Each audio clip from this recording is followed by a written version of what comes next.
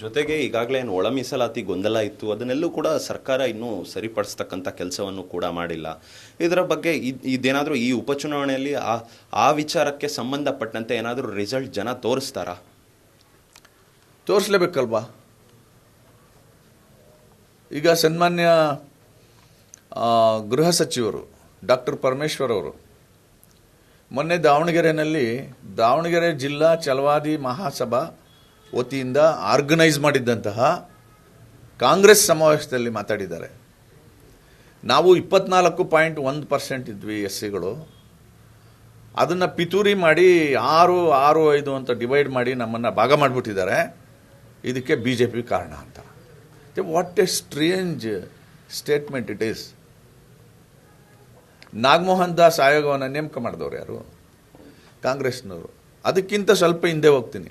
2023ರ ಚುನಾವಣಾ ಪ್ರಣಾಳಿಕೆಯಲ್ಲಿ ಏನು ಬರೆದಿದ್ರಿ? ಆ ಚುನಾವಣಾ ಪ್ರಣಾಳಿಕೆಯ ಅಧ್ಯಕ್ಷರಾಗಿದ್ದವರು ಯಾರು? ಡಾಕ್ಟರ್ ಪರಮೇಶ್ವರ್. ಅವರ ಅಧ್ಯಕ್ಷತೆಯಲ್ಲಿ ರಚನೆಯಾದಂಥ ಚುನಾವಣಾ ಪ್ರಣಾಳಿಕೆಯಲ್ಲಿ ಏನು ಘೋಷಣೆ ಮಾಡಿದ್ರಿ ನೀವು? ನಮ್ಮ ಕಾಂಗ್ರೆಸ್ ಸರ್ಕಾರ ಬಂದರೆ ಮೊದಲ ಅಧಿವೇಶನದಲ್ಲೇ ಒಳ ಮೀಸಲಾತಿಯನ್ನು ಜಾರಿ ಮಾಡುವಂಥ ವಿಧೇಯಕ ತರ್ತೀವಿ ಅಂತ ನೀವೇ ಘೋಷಣೆ ಮಾಡಿರೋದು. ಆರೋಪ ಮಾಡ್ತಾ ಇರೋದು ಯಾರ ಮೇಲೆ? BJP ಮೇಲೆ. ನಾಗಮೋಹನ್ ದಾಸ್ ಆಯೋಗ ರಚನೆ ಮಾಡಿದವರು ನೀವು. ನಾಗಮೋಹನ್ ದಾಸ್ 5 ವರ್ಗಗಳನ್ನ ಮಾಡಿ ವರದಿ ಕೊಟ್ಟಿದ್ರು.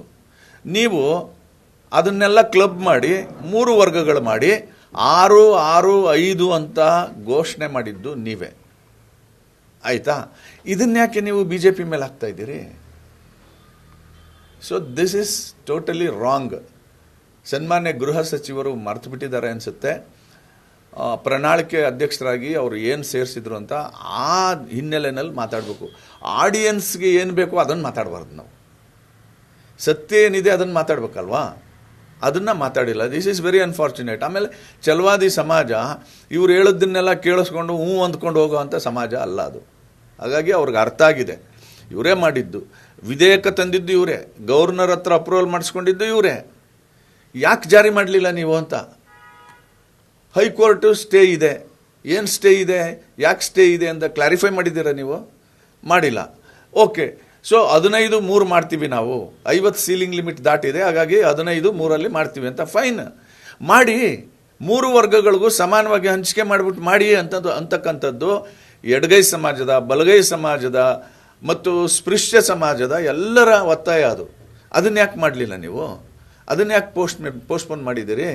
ಈಗ ಏನನ್ನಿಸ್ತಾ ಇದೆ ಸಮುದಾಯಗಳಿಗೆ ಅಂತಂದರೆ, ಇಂಗ್ಲೀಷಲ್ಲಿ ಒಂದು ಮಾತಿದೆ, justice delayed is justice denied ಅಂತ. ಆ ಕೆಲಸ ಮಾಡ್ತಾ ಇದ್ದೀರಾ ನೀವು ಅಂತ ಜನ ಯೋಚನೆ ಮಾಡ್ತಾ ಇದ್ದಾರೆ. ಈ ಥರ ಪಿತೂರಿ ಮಾಡ್ತಾ ಇರ್ತಕ್ಕಂಥ ಕಾಂಗ್ರೆಸ್ ಪಕ್ಷವನ್ನು ಸೋಲಿಸಲೇಬೇಕು, ಅವ್ರಿಗೆ ಬುದ್ಧಿ ಕಲಿಸಲೇಬೇಕು ಅಂತ ಹೇಳಿ ಎಲ್ಲ ಸಮುದಾಯದವರು, SCನಲ್ಲಿರ್ತಕ್ಕಂಥ ಎಲ್ಲ ಸಮುದಾಯದವರು ತೀರ್ಮಾನ ಮಾಡಿದ್ದಾರೆ. ಹಾಗಾಗಿ ದಾವಣಗೆರೆ ಮತ್ತು ಬಾಗಲಕೋಟೆ 2 ವಿಧಾನಸಭಾ ಕ್ಷೇತ್ರದಲ್ಲಿ ಈ ಒಳ ಮೀಸಲಾತಿ ಹಿನ್ನೆಲೆಯಲ್ಲಿ ಕಾಂಗ್ರೆಸ್ ಸೋಲುತ್ತೆ.